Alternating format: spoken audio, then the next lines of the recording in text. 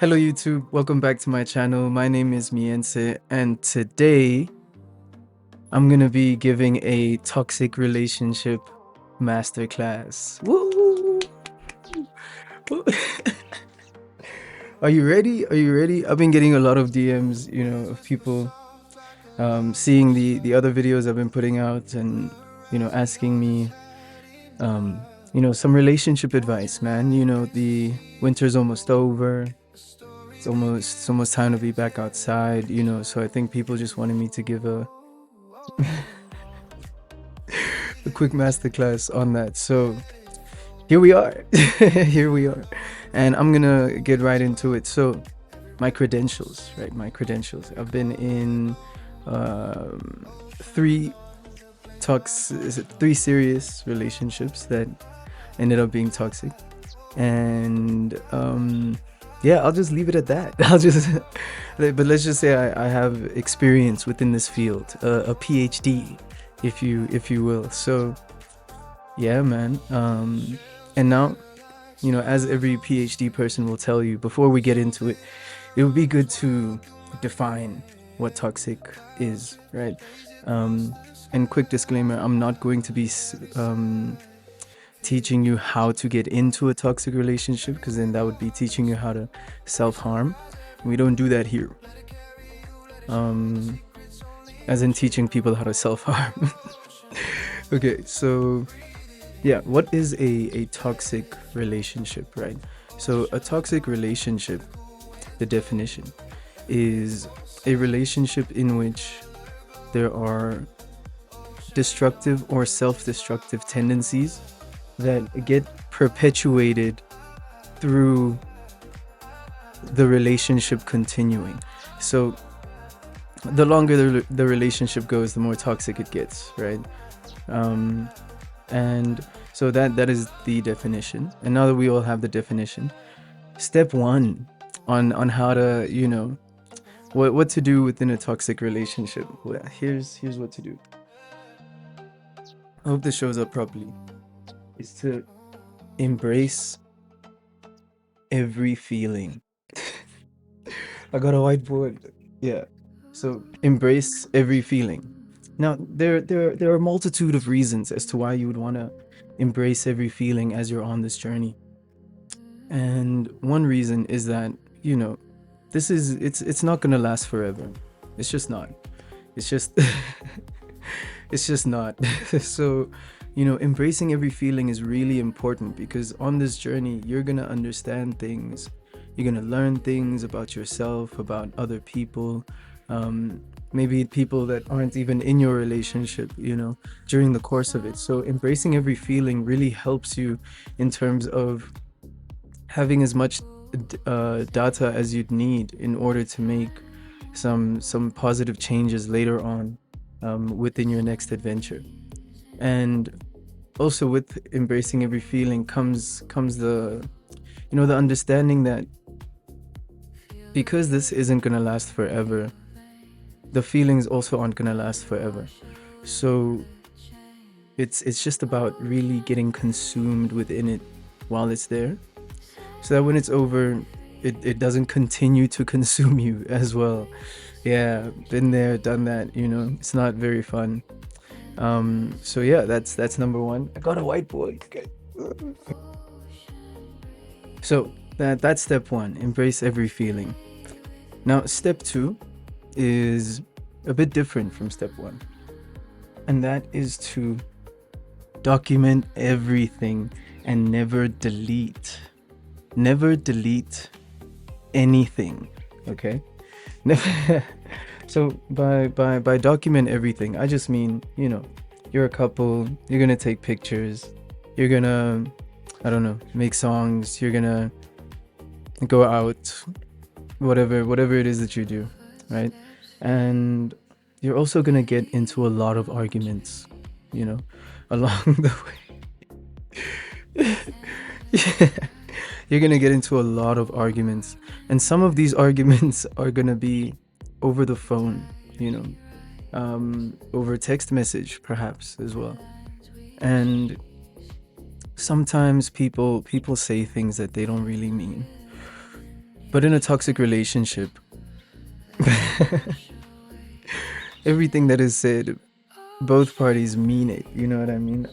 Or at least one party really, really means it. Even if they say that they don't, they really do, because we're all adults. And yeah, so when I say document everything, of course, document your relationship, you know, take your pictures, um, but never totally delete everything. And this goes on both sides, you know. In today's climate, you know, it's pretty common for, or let me not say it's pretty common. It's put out there, like it gets put on blast. It gets put on blast when a woman falsely accuses someone, right? But that's not to say that that is the majority of things that happen. Usually, you know, the guy did do something, and then the women falsely accusing is the minority, like by a lot, but it does still happen. So on the women's side, you know, document everything and don't delete. Like this is a unisex masterclass, okay? don't I don't need to, I don't, or maybe I should clarify, but it's like I'm speaking for both sides when I say this, okay? So yeah, never delete anything, because it can and will come back. It can. Let me not say it will, but it definitely can. So, you know, in the spirit of not, you know, making things worse after the relationship ends, just never delete anything, just in case, because you never know. And people like to talk, and if you have proof, then, you know, people can only say so much. Because you are in a toxic situation, protecting yourself is imperative. It may not feel like it in the moment, you know, things might be going well and stuff like that, but you are in a toxic situation. So at some point, you know, you will have to protect yourself. Maybe even during the relationship, you know. Um,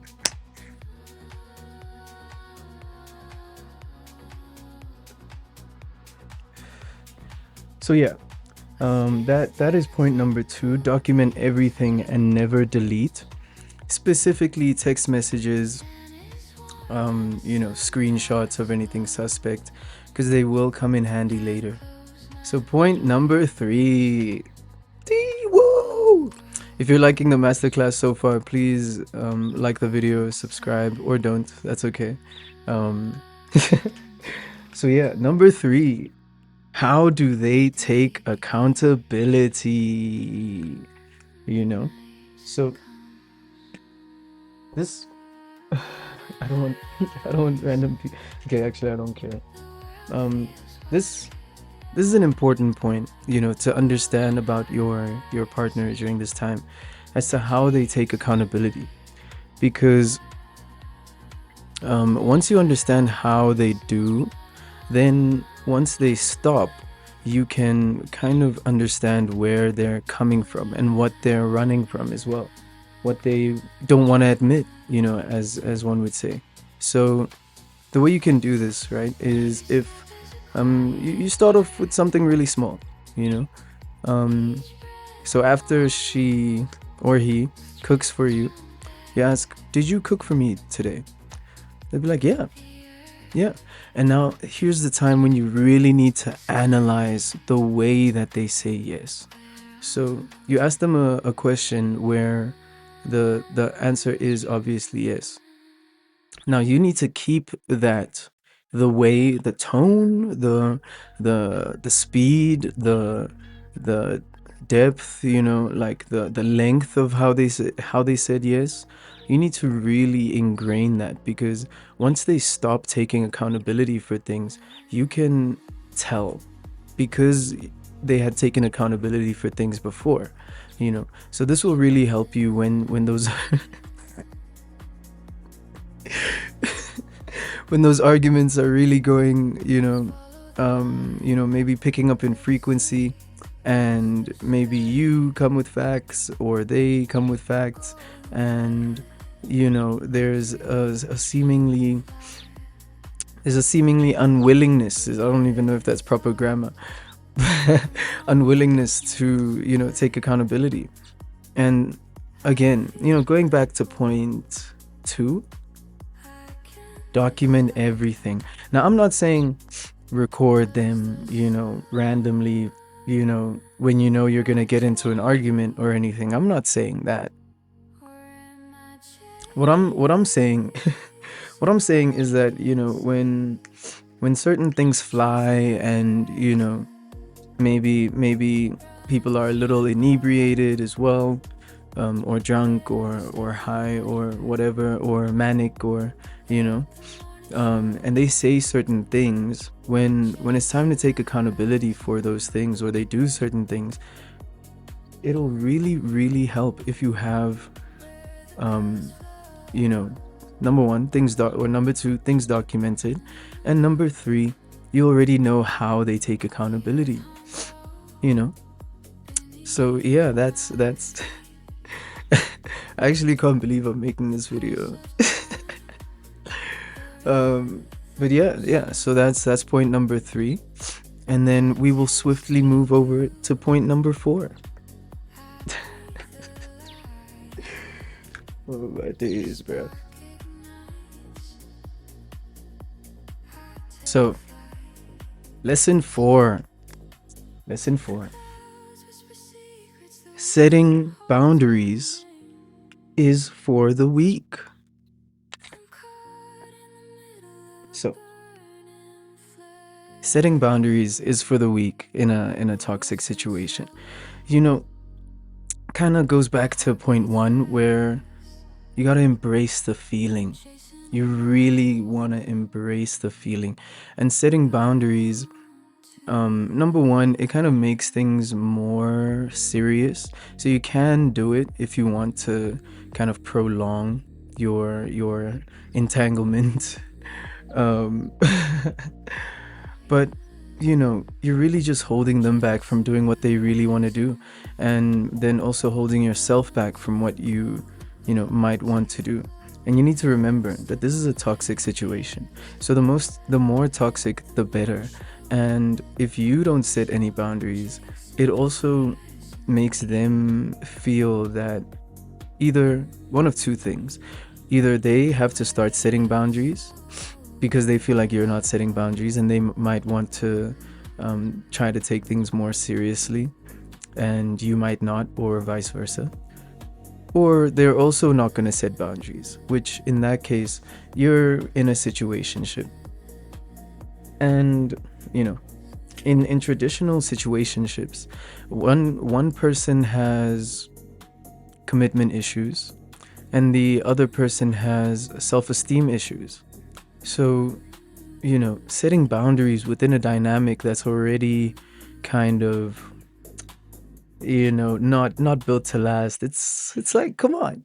You could just have more fun, right?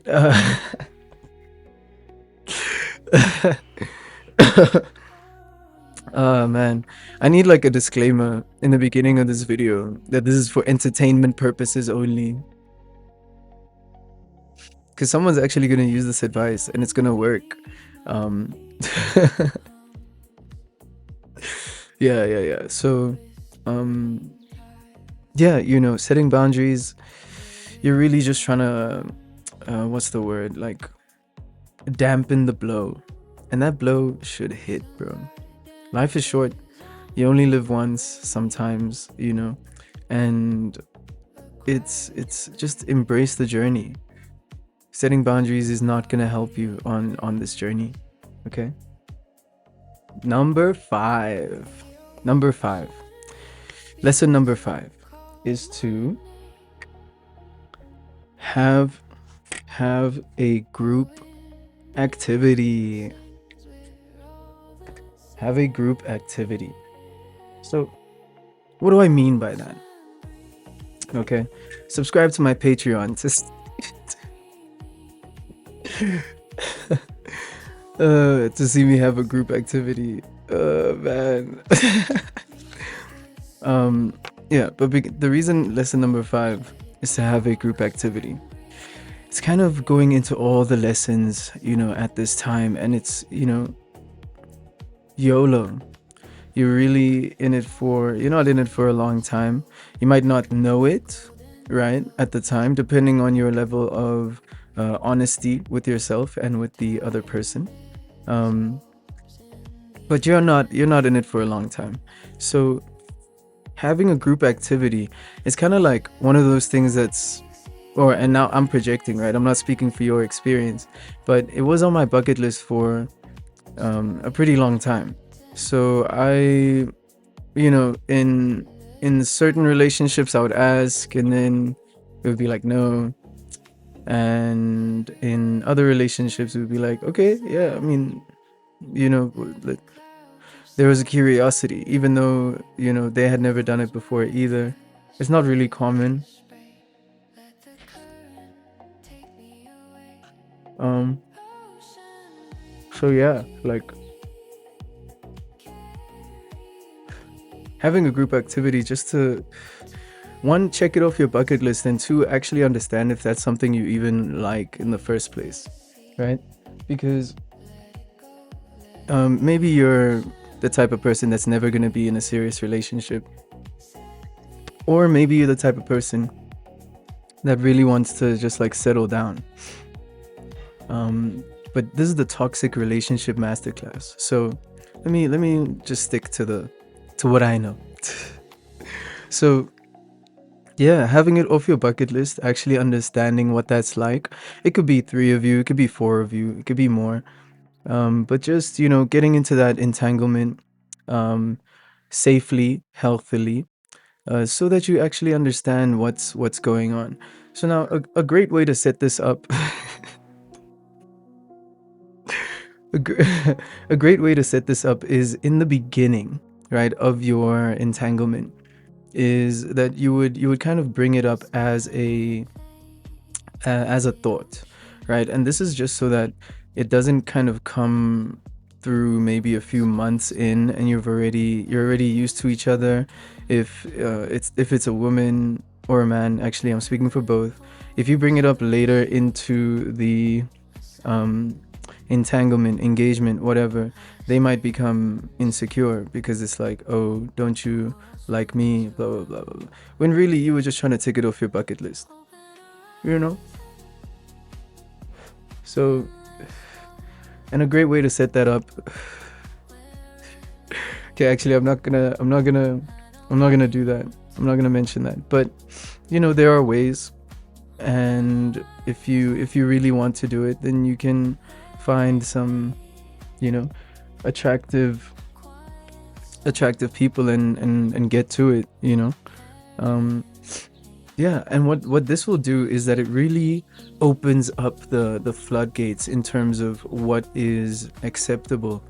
But again, this is this is under the pretense of not setting boundaries. At this point, by lesson 5, they may want to set some boundaries, and it's up to you whether you adhere to them or you disregard them. Completely up to you. Whichever way is completely fine as well. Um, but if you are going to kind of disregard their boundaries, then it is a great idea as well to communicate that, right? Because if you don't communicate that you're going to disregard their boundaries, now you're in a non-defensible position. You are kind of actively being uh, destructive, but in a way that can really harm someone. So I wouldn't recommend that. If someone communicates a boundary, yes, they're weak, but also they're strong, you know. But if you're both in a, you both have to be. I'm talking about like we both on some toxic. I'm not talking about one person is healthy and one person. No, no, no, no, no. This is the toxic relationship masterclass. Okay, this is not for people. If one of you is toxic and you wanted to come here looking for some advice, no, no, no, no. This is for the funsies. Okay. Yeah. So now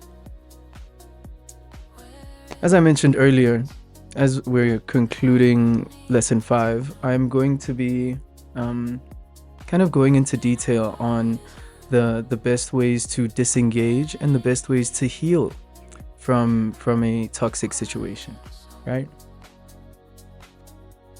Because you gotta have some. I can't just gotta have some good in there. Now we will be entering the disengage section of the masterclass. So what we'll be going over in this section is how to successfully disengage completely from a toxic situation. Okay, so there's no real timeline for, in my opinion, when, I'm not going to tell you when, but this is what you do when you would like to disengage. So number 1, you need to reach a point of no return. Okay, you need to reach a point of no return.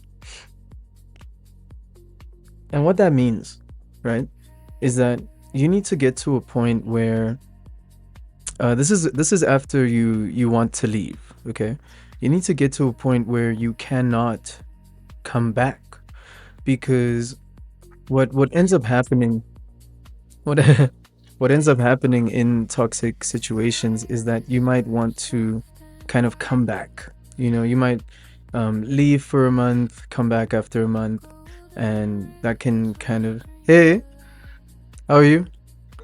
Good, thank you. Yeah, so after a month, you might find yourself back in the same situation again, back in the same cycles.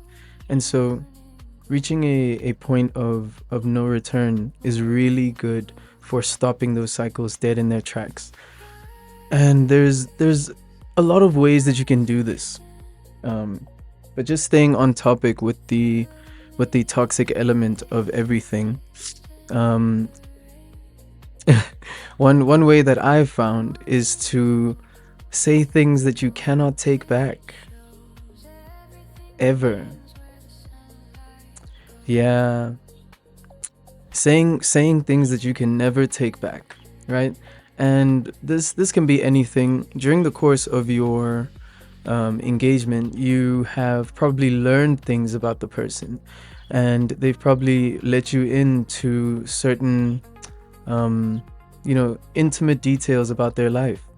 And so saying things that you cannot take back, using those intimate details that they shared with you, it can really help to fuck. It can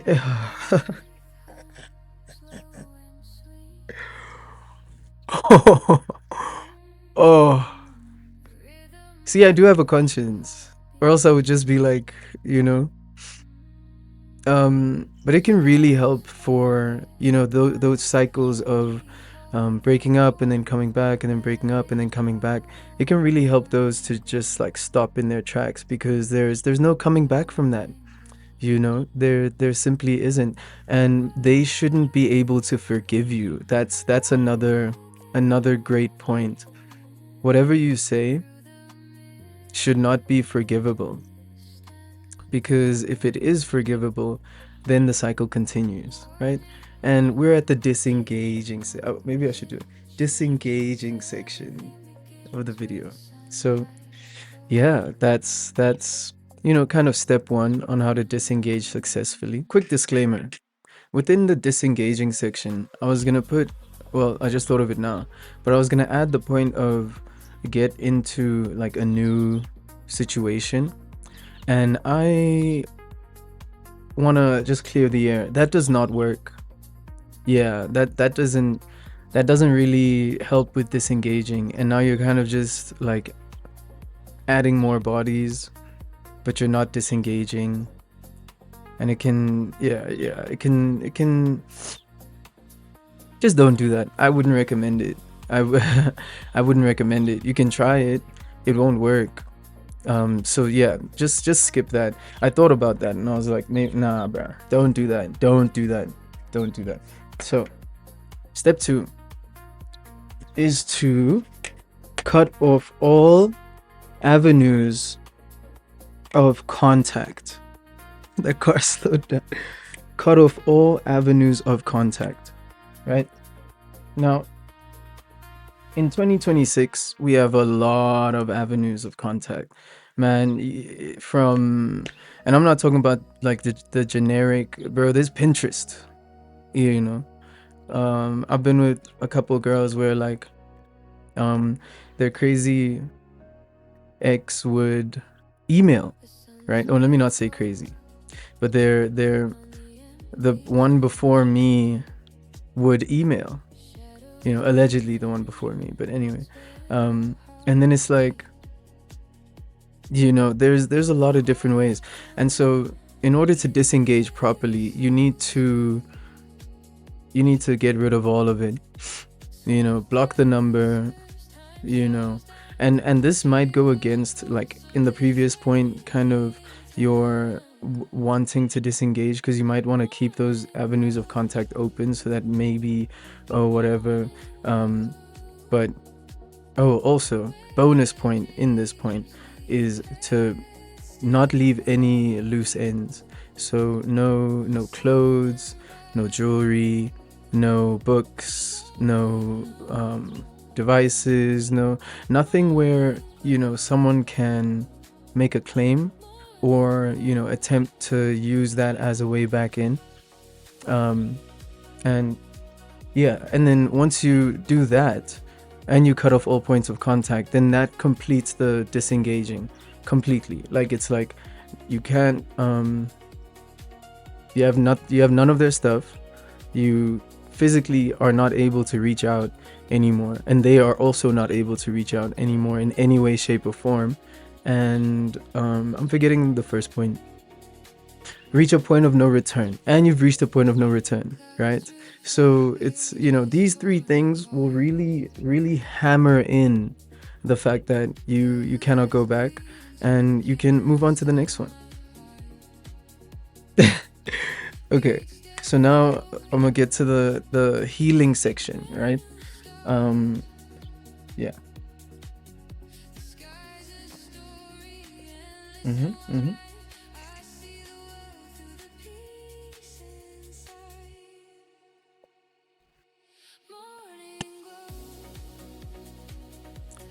Yeah. So the healing section. So you've gone through the toxic relationship, you have completed the disengaging phase, and now you'd like to heal. So how to heal? Thanks for watching, everyone. I hope you enjoyed the video, and I will see you in the next one.